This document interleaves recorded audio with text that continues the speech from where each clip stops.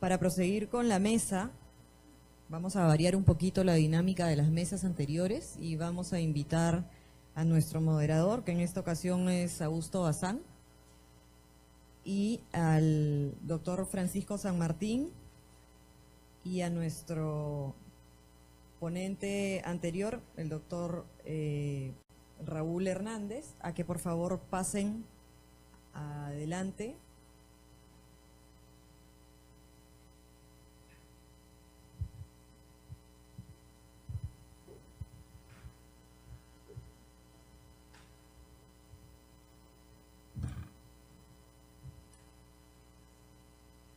Vamos a iniciar con unas palabras del doctor San Martín al respecto del tema que convoca la mesa, para luego pasar a una reflexión final de nuestro moderador y a las preguntas del público y a las reflexiones de los dos ponentes. Muchas gracias. Ya, bueno, muchas gracias. Gracias por la invitación a la Fundación Vice. Yo quisiera hacer algunas reflexiones en torno a, bueno, yo tampoco soy arqueólogo, pero también estoy embrujado gracias al trabajo de Rébulo Franco. Quiero hacer unas reflexiones en torno a, digamos, cómo conectamos el desarrollo con la cultura, con la magia de los moches de la señora de Cao. Hace unos años estaba yo en una fiesta con unos amigos y también estaba Rébulo. Entonces, en un momento en el jardín se paró Rébulo encima de una caja de cerveza y nos anunció esto que ahora todos sabemos, ¿no? Esta maravilla del descubrimiento de la señora de Cao. Yo recuerdo que todos nos emocionamos, algunos se acercaron corriendo a abrazar a Rébulo, ¿no es cierto? Parecía un gol de la selección peruana. Entonces, felices todos, decidimos ir en caravana al día siguiente a Magdalena de Cao. Y nos fuimos en caravana todos, y la verdad que nos emocionamos mucho, nos sentimos felices. Y al llegar al pueblo, pues yo había estado algunas veces antes en Magdalena, pero claro, uno descubre ahí la distancia grande que hay en el Perú entre estas maravillas, ¿no es cierto? Estos maravillosos moches, estos esplendorosos moches, ¿no? Esta multimillonaria dama de Cao, ¿no? Y la precariedad de los pueblos, ¿no? Y también, claro, como bien se ha dicho antes, esta diferencia entre las capacidades científicas, técnicas, gerenciales, financieras, administrativas, globales de nuestros arqueólogos, ¿no? Y las capacidades, pues, de las autoridades, ¿no? Que están en torno a estas maravillas, ¿no? Entonces, claro, de pronto en Magdalena de Cao descubren los pobladores, pues, que ahora tenemos una reina, ¿no? De un momento a otro aparece una reina maravillosa, ¿no? Y entonces, bueno, pues hay que reclamarle algo a la reina, ¿no es cierto? No solo va a reinar, no solo es una autoridad, ¿no? Como se ha hablado acá del poder, sino que tiene que ejercer ese poder. Y entonces vamos a reclamarle algo, ¿no? ¿Y a quién le reclamamos? Pues a los arqueólogos, naturalmente, ¿no es cierto? No le vamos a reclamar al alcalde, porque a él ya le hemos reclamado bastante y no ha tenido mucho éxito nuestros reclamos, ¿no? Entonces, a partir de ahí, vemos nosotros esta contradicción, ¿no es cierto?, entre el glorioso y esplendoroso pasado y nuestro presente. Entonces, ¿cómo hacemos que también nuestro presente sea mágico? ¿Cómo conectamos, ¿no?, ese pasado magnífico con este presente que no es tan magnífico, pero queremos que sea magnífico? ¿Y cómo le damos valor también no solo al pasado, sino al presente, ¿no? ¿Cómo valorizamos el presente? Es una pregunta que nos hicimos, ¿no? Y entonces, también tiene esto que ver con lo que anteriormente exponían muy bien los arqueólogos en el tema del espacio, del territorio, ¿no es cierto? Es decir, mucho depende, ¿no? Como sabemos, ahora también, no solo en el pasado, sino mucho depende de la calidad del territorio, ¿no? La gente que ha nacido en Manhattan no ha contribuido mucho al desarrollo de Manhattan, prácticamente nada, ¿no? Pero ya llegaron a este territorio, ahí han nacido y ya tienen unas ventajas maravillosas sobre aquellos que han nacido en un territorio que no tiene esas ventajas, donde probablemente no hay nada. Entonces, la calidad del territorio incide y es fundamental para mejorar el desarrollo. Entonces, eso es lo primero esa es una primera contradicción, ¿no es cierto? ¿Cómo hacemos nosotros para mejorar esa calidad del territorio con actores débiles, ¿no? Entonces, lo primero que hicimos ahí, nos pusimos a trabajar con un conjunto de actores, es generar relaciones, generar redes, y esas relaciones, esas redes no pueden ser, creo yo, en la experiencia que hemos tenido en Magdalena, solamente, exclusivamente locales, porque los actores locales son también muy débiles. Es verdad que hay que activarlos, es verdad que se genera una identidad paso a paso, ¿no es cierto?, pero muy paso a paso. Y nosotros tenemos que activar esto con mayor rapidez. Entonces hemos convocado a actores que tengan capacidades. La Fundación Vice tiene capacidades, evidentemente, ¿no es cierto? En el territorio encontramos también una iglesia alemana, ¿no? La iglesia luterana, y nosotros no tenemos nada contra los luteranos, tienen muchas ventajas, también los activamos, la universidad, ¿no es cierto? También nos ayudó, el gobierno regional y a la población. Entonces le pedimos a la población, ¿tú qué puedes hacer? Bueno, yo no tengo plata. Bueno, pero hermano, tienes una escoba, entonces puedes barrer, ¿no es cierto? Sí, puedo barrer. Bueno, ya estás haciendo algo que es importante. Cada uno que activar en función de sus capacidades, ¿no? ¿Qué puedes hacer la universidad? Pues puede capacitar a la gente, puede preparar a los turistas. Entonces, y el gobierno regional, bueno, tú sí puedes hacer una carretera, pues hermano, porque la carretera está mala, ¿no es cierto? Y tú eres responsable de la carretera, pues haz la carretera, porque lo contrario no van a poder llegar turistas ni a ver a la señora de Cao, ni al pueblo. Entonces, tratamos de generar en este comité activo una serie de acciones, ¿no?, para incentivar el desarrollo local, el desarrollo territorial con los actores. Y eso me parece muy relevante. Entonces, de esa manera, sin un plan, porque en verdad estas capacidades, en el Perú pues todos sabemos que estamos llenos de planes, ¿no? Planes no nos faltan, diagnósticos, planes, estrategias, somos campeones mundiales. Ahí en mi oficina, si me visitan, van a ver la cantidad de planes que hay. Pero en verdad, el problema nuestro es la capacidad de ejecución, de implementación de esos planes. Entonces, lo primero fue generar una red.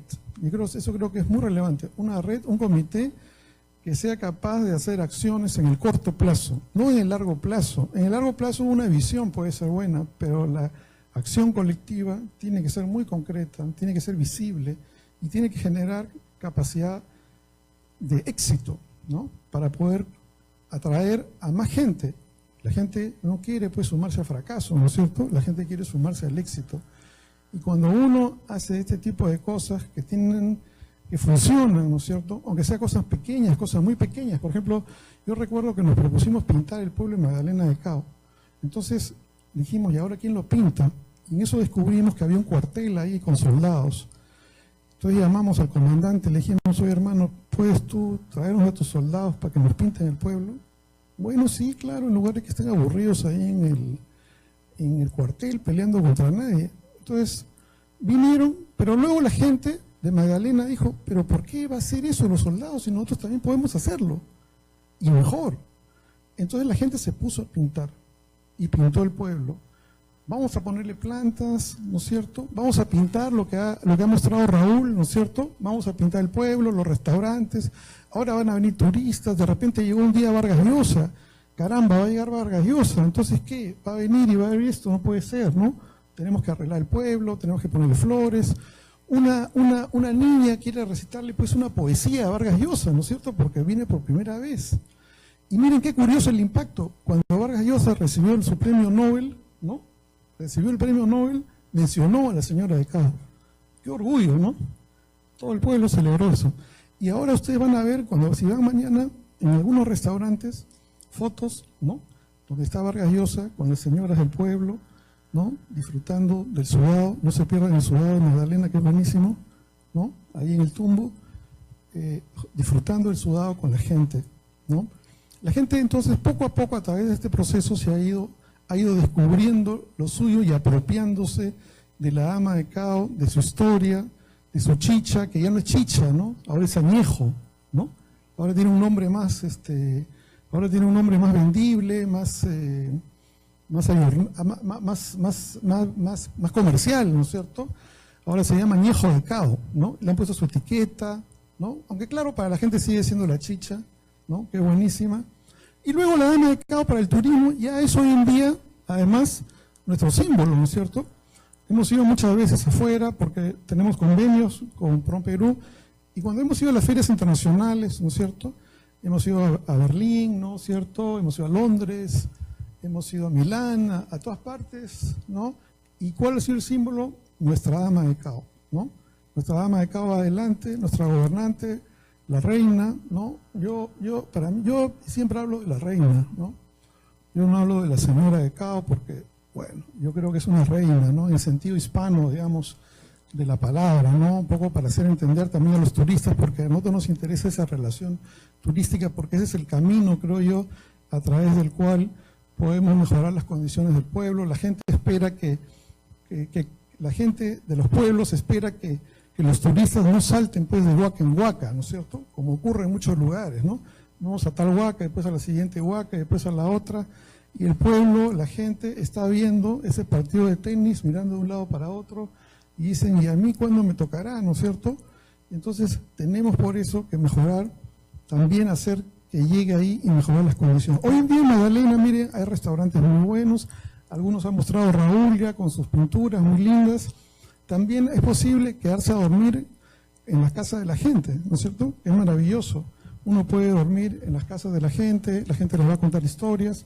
Muchas de los niños de las escuelas, además, no solo significan a la dama de Cao, sino también que tienen un discurso, tienen una práctica, tienen un guión, ¿no es cierto? Ellos tienen un guión. Hace poco, miren, la semana pasada, hemos ido al Cusco con una delegación de la Cámara de Turismo, y nuestra comandante en jefe, pues ha sido la señora de Cao, naturalmente, ¿no? Y así ha sido bien recibida en el Cusco, ¿no es cierto?, como nuestra reina. De modo tal que yo pienso que esto sí puede contribuir a desarrollarnos, a la identidad. Es un factor clave, creo yo. La cultura en el Perú no solo debe ser un discurso, sino también tenemos que generar una dinámica suficiente en los pueblos para estar orgullosos no solamente de nuestro pasado, sino también de nuestro presente, ¿no? Gracias.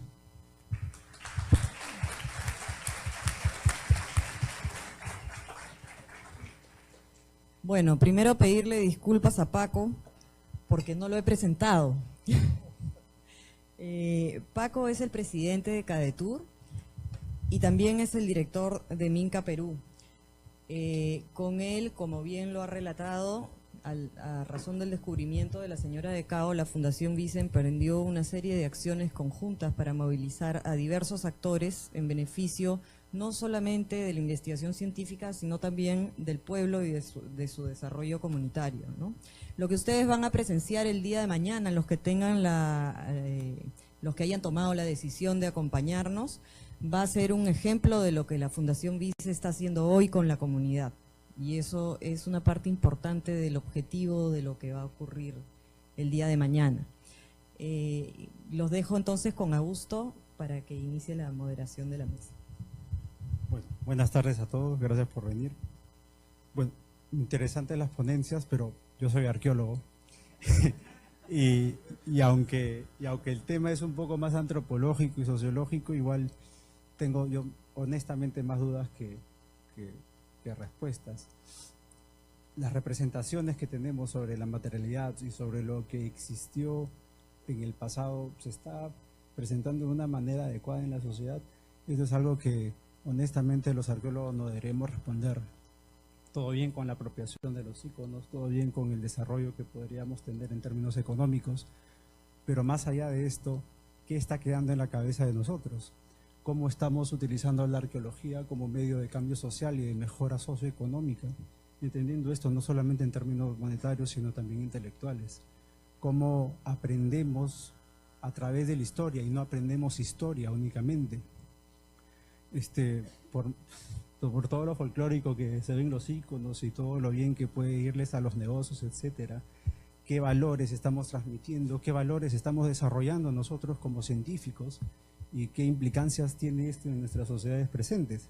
Y ahí es donde yo tengo bastantes dudas y seguro que ustedes podrán compartir conmigo ideas, ¿no? El público también, dado que a veces los arqueólogos pues como que se nos hace también difícil ejercer lo que sabemos hacer y a veces no lo sabemos hacer del todo bien porque vamos, no somos perfectos.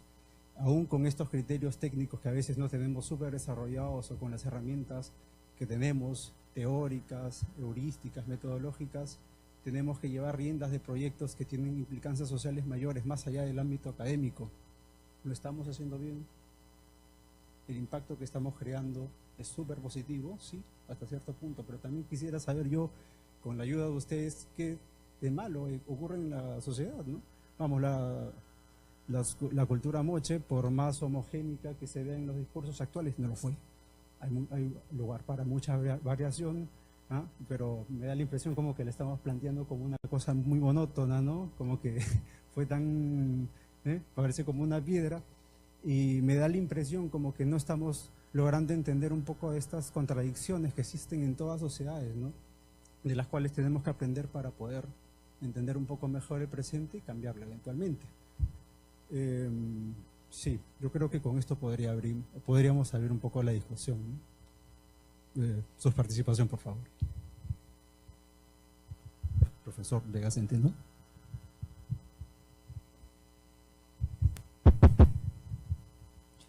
Sí, buenas tardes. Yo tenía un comentario, esperando tu reacción, sobre lo que has presentado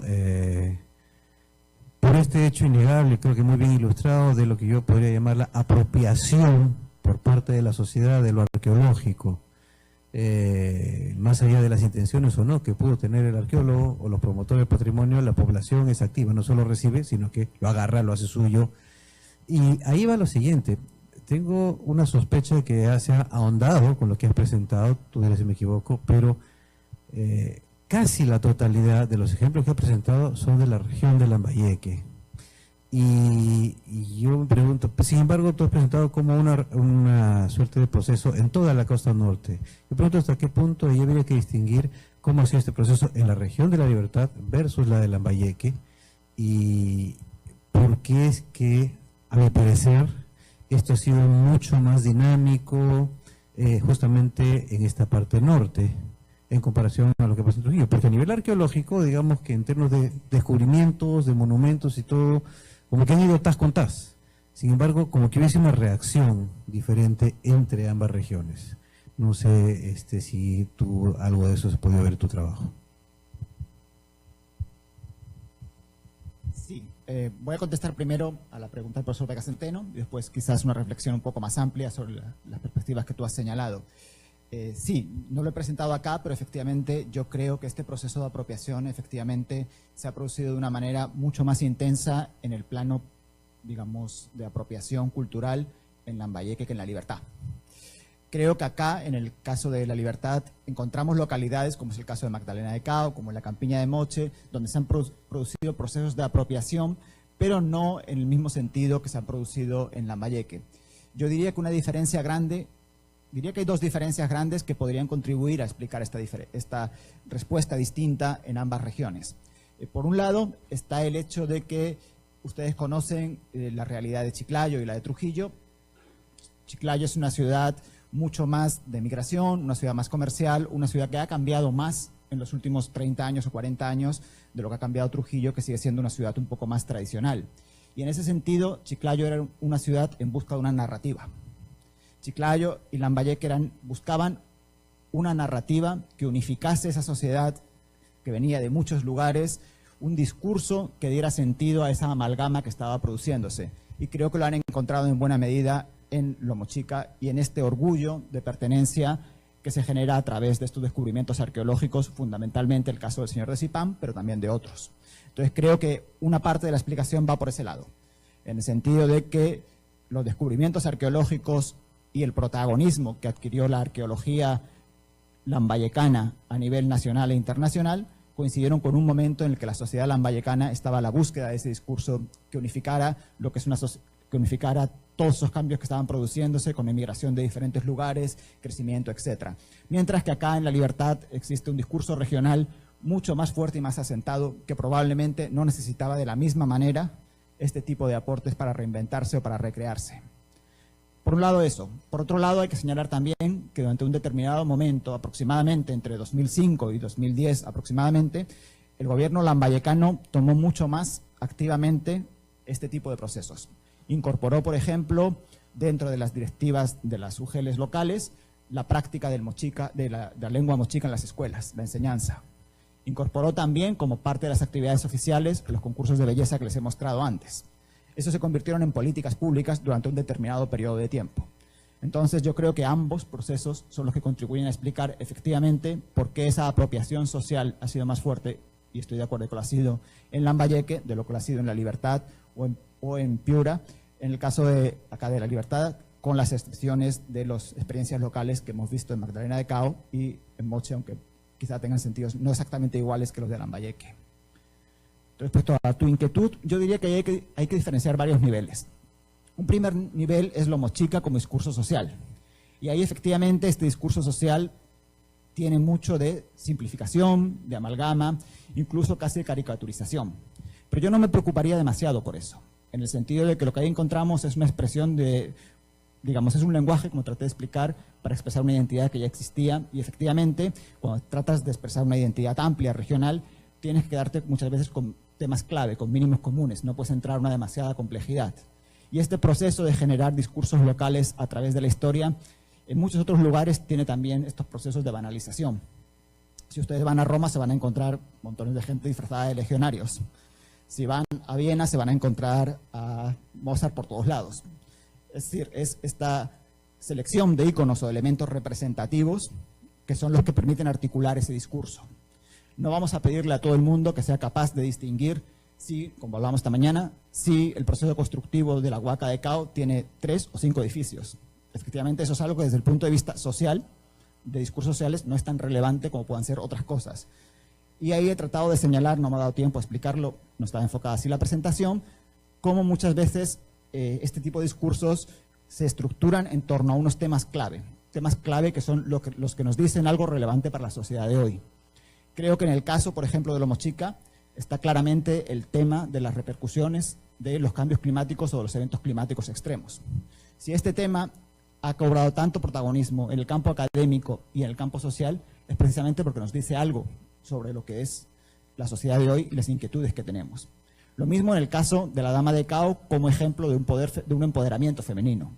Ha cobrado tanto protagonismo porque nos dice algo sobre los dilemas y los problemas que tenemos hoy. Probablemente si este proceso de apropiación, de descubrimiento y apropiación de la mochica hubiera ocurrido hace 50 años, los temas que hubieran resaltado hubieran sido distintos, porque a la sociedad peruana le preocupaban otros temas diferentes. Ese sería un primer nivel. Otro nivel es si de la arqueología a nivel más académico está consiguiendo transmitir todo lo que ahora sabemos, toda la tremenda riqueza de los debates que ustedes tienen, de los descubrimientos que ustedes tienen, que hemos evidenciado en esta mañana, ya casi a nivel de divulgación científica. Y yo creo que ahí sí hay un problema. No tanto en el tema de construcción de discursos sociales, como de divulgación científica.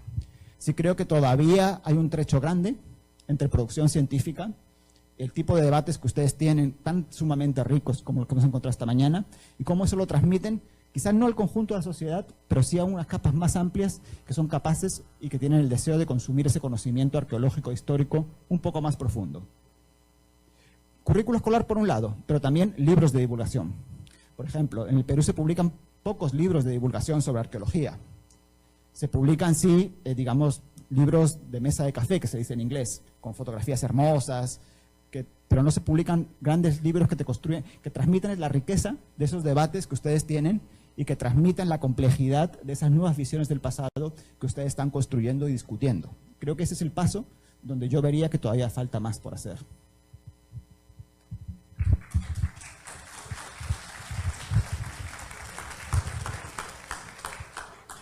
Yo quiero agradecer a Raúl Hernández y por supuesto también a Paco San Martín el enfoque que han hecho acerca de la apropiación de los íconos de los sitios arqueológicos.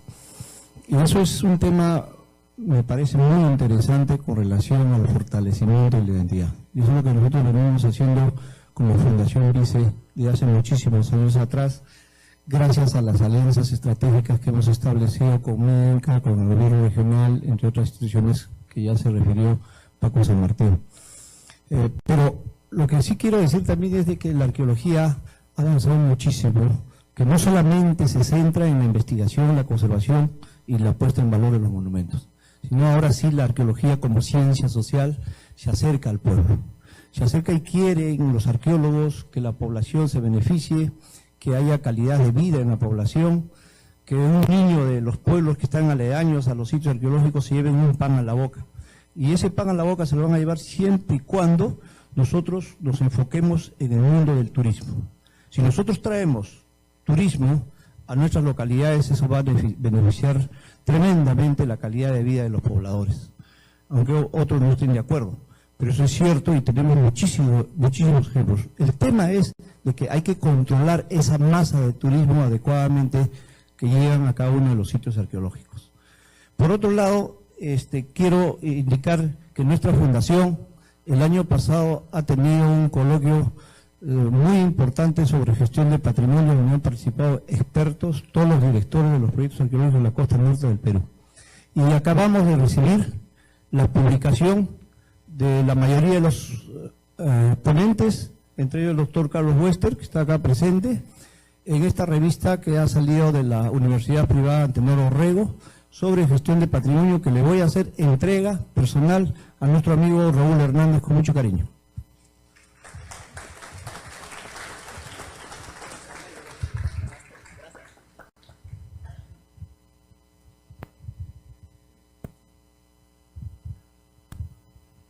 Bueno, yo quería hacer una intervención a propósito de la presentación de Raúl. Es interesante la medida en que ha mostrado cómo hay esa apropiación del patrimonio y principalmente de los íconos, ¿no? Pero creo que también habría que pensar y reflexionar mucho de que estas sociedades actuales que se han apropiado de este patrimonio legítimamente, que les ha sido negado por mucho tiempo, han pasado y pasan por una etapa de falta de credibilidad, por una falta de confianza en sus autoridades locales, que los han engañado, ¿no?, durante décadas, durante siglos.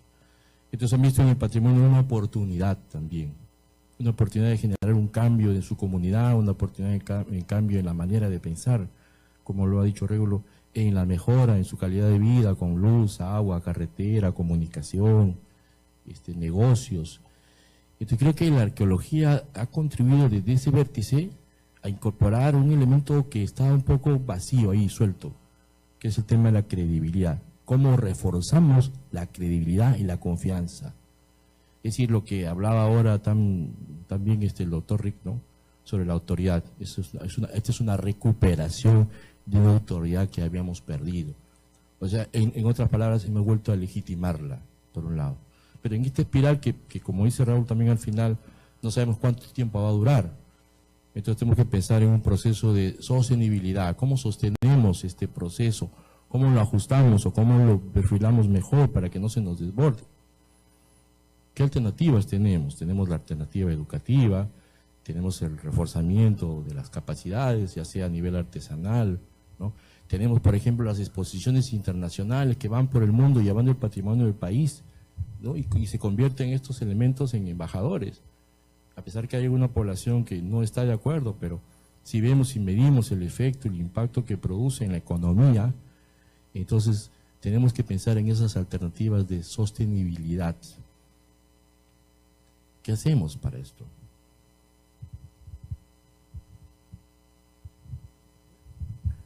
Sí. Bueno, yo creo que ese es un tema central, ¿no? Creo que todos buscamos en el Perú una ruta, ¿no? Una ruta de desarrollo. Bueno, ya no nos vamos a industrializar, ya se nos adelantaron los europeos, los americanos, ahora los chinos. Entonces ya la industrialización no es el camino, ¿no es cierto? Tenemos un esquema en las últimas décadas de desarrollo, ¿no?, de grandes empresas, agroindustria de exportación, minería, ¿no es cierto? Una esperanza grande en los grandes proyectos, ¿no? Y ahora tenemos también esta opción, esta esperanza, ¿no es cierto? Esta esperanza de articular la cultura, como dice Rébulo, con el turismo, ¿no es cierto?, con nuestro pasado. Y esto creo que podemos enfocarlo de una manera distinta, ¿no? De una manera distinta que llegue hacia abajo, ¿no? Que no sea un desarrollo de arriba abajo solamente, sino también de abajo arriba, articulando a la gente, tal vez en cosas mucho más pequeñas, ¿no?, que son mucho más difíciles de hacer que simplemente hacer un cheque pues para la carretera interoceánica, ¿no es cierto?, o para el proyecto Chavimochic de una empresa, sino que tenemos que articular a miles de actores, a miles de pequeñas empresas, prepararlos, capacitarlos, los pequeños restaurancitos, ¿no es cierto?, los pequeños artesanos, ¿no?, los miles de actores que todos los días hacen el Perú y que son informales además, ¿no es cierto?, y que no tienen una ruta, ¿no es cierto?, no tienen una ruta ni un Estado que impulse esto, ¿no?, más allá de querer cobrar impuestos. Entonces, esto sí, yo creo que esta es una esperanza y es un camino. En Magdalena de Cao hemos encontrado, creo, un ambiente de ese tipo. La gente encuentra una esperanza, ¿no es cierto? Han aparecido muchos restaurantes y cada vez que uno va encuentra una pequeña tienda más de artesanía, ¿no es cierto? Un hospedaje más. Hay gente que vuelve. Yo creo que es eso, ¿no es cierto? Es eso. Y la arqueología, sin duda.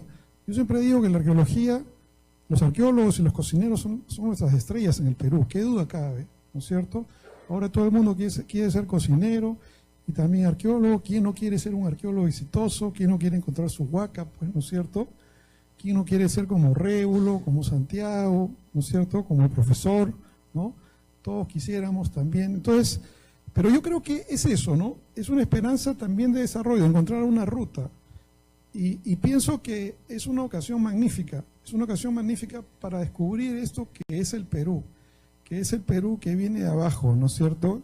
Y que es distinto a esto que nos han estado contando en los últimos 20, 30 años, ¿no? Que solamente pues los grandotes nos van a salvar, ¿no?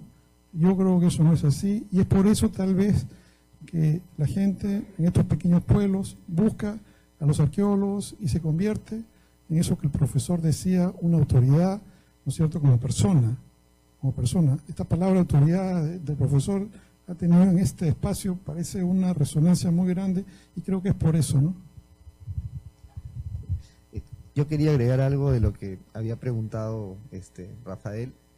Venía por el tema de respecto a por qué se da ese proceso en Lambayeque, ¿no? Y creo de que no debemos de perder de vista un enfoque histórico y también un enfoque circunstancial y contextual, ¿no?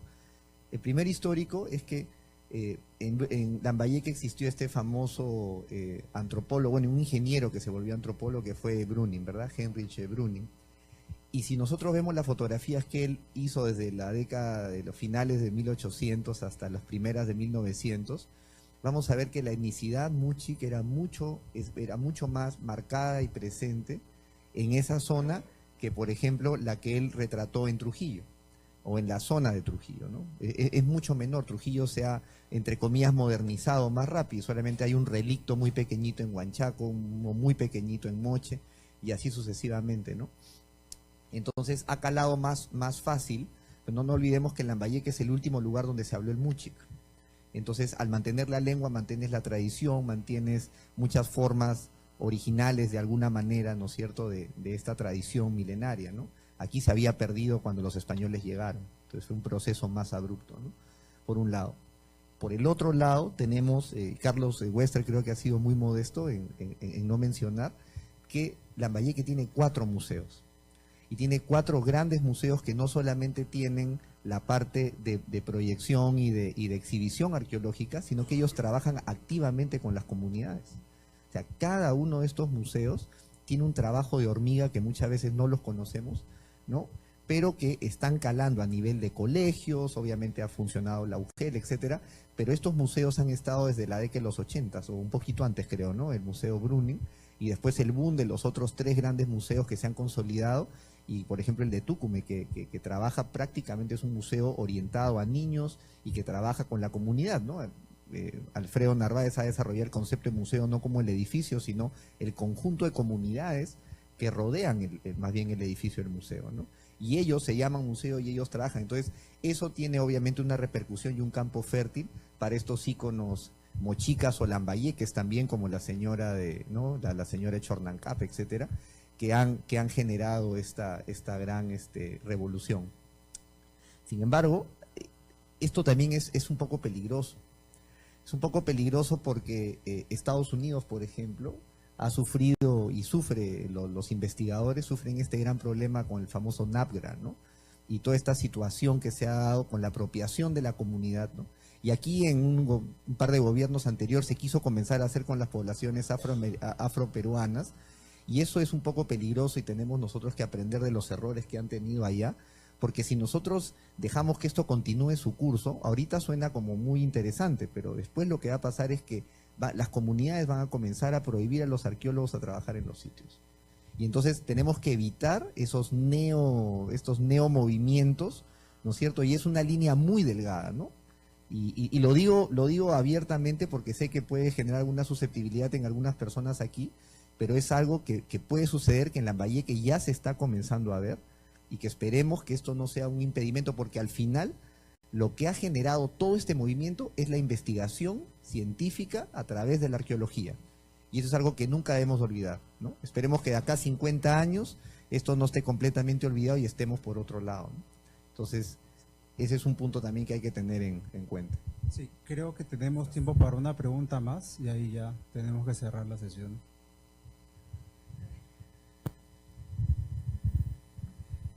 Bueno, más que todo un comentario sobre las exposiciones que han habido hoy y los comentarios de los diferentes investigadores.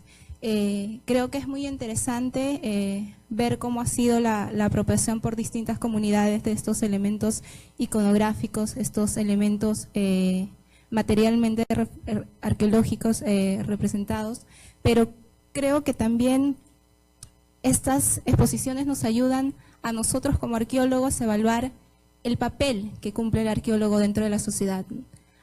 Hemos hablado, o se ha hablado hoy día sobre discursos, sobre identidades. Hay un concepto que se utiliza en la arqueología pública, el concepto de activación patrimonial. Este concepto de activación patrimonial se da o se desarrolla justamente para crear identidades, y tiene que contar con el apoyo tanto de poderes políticos, económicos y académicos. Acá lo que he visto más o menos, lo que se puede entender es que si hay un apoyo político o un poder político que está aceptando esta aceptación de este discurso en base a lo mochica, en base a lo étnico mochica, y también un poder económico que se apropia de este discurso justamente por incentivar las actividades económicas en torno al turismo. Y también hay una legitimación desde el grupo académico, aunque no es dicha, aceptar este discurso de lo mochica en general, al no los arqueólogos llevar estos debates que hemos visto en la mañana, de la diversidad, de los conflictos, de los problemas sociales que se pueden ver dentro de las sociedades prehispánicas, estamos aceptando estos discursos generalizadores, que tal vez no tienen o no se corresponden exclusivamente a lo materialmente estudiado.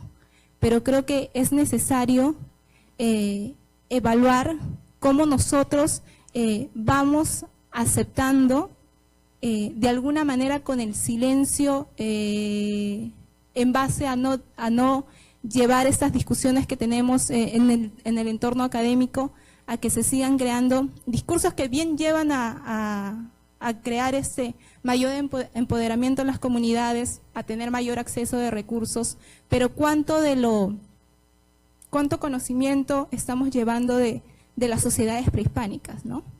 Cuánto valor realmente tiene establecer o ayudar que se establezca esta idea de lo mochica y no a tratar de expresar lo que vamos aprendiendo, porque la arqueología es una profesión que se ha ido desarrollando a lo largo de tiempo y vamos aprendiendo, y no lo expresamos tanto en las currícula escolar o tanto en libros de divulgación como se mencionaba hace un momento. Gracias. Una última pregunta a la señora, por favor.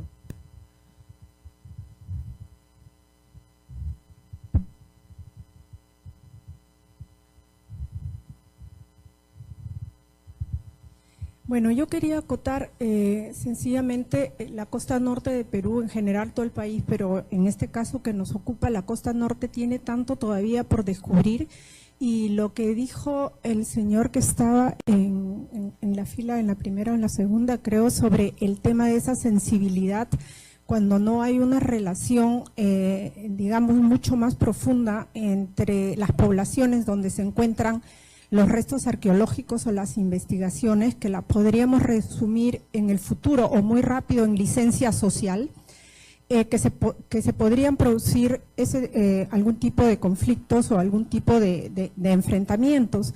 Entonces pienso que tendríamos que estar generando una política pública, tanto nacional como regional, que vaya diluyendo esa posible línea tan finita que podría ocurrir.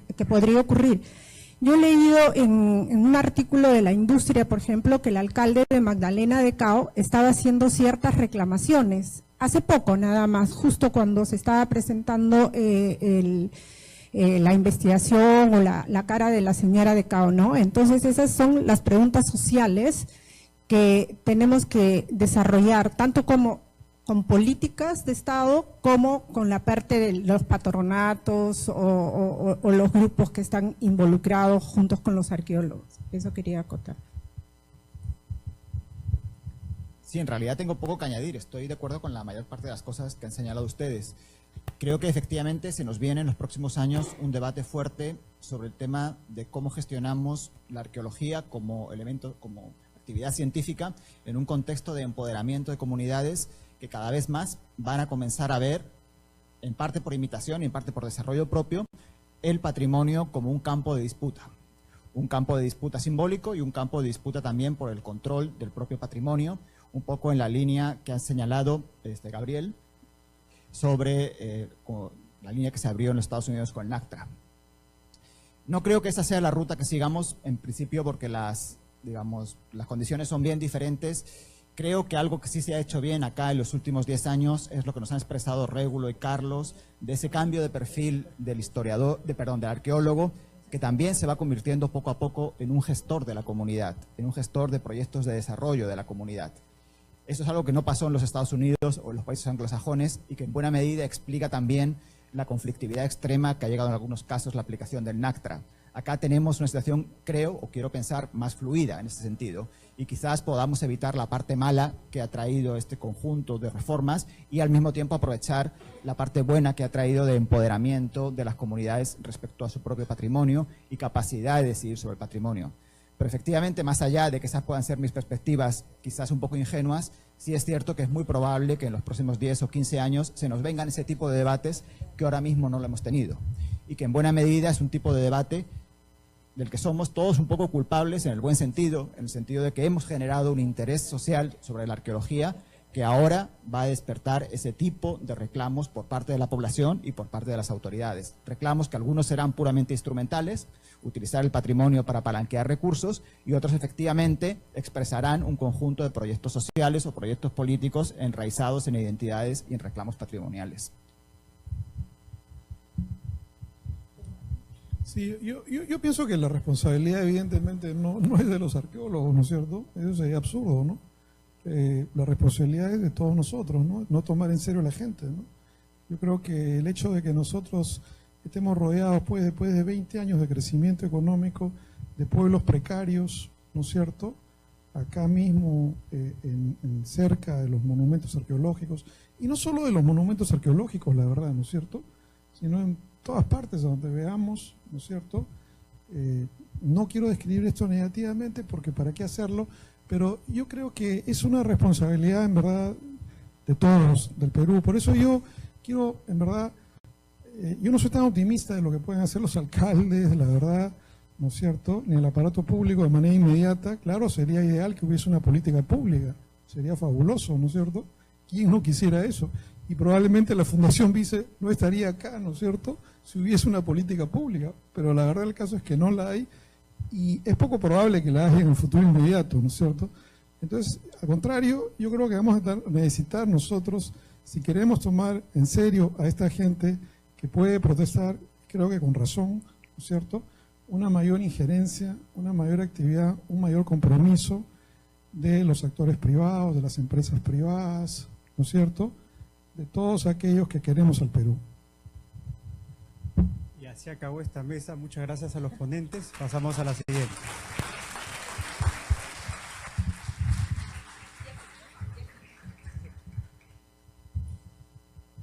Bien, después de todo un día de debates enriquecedores desde muchos puntos de vista, vamos a dar pase a nuestra última mesa,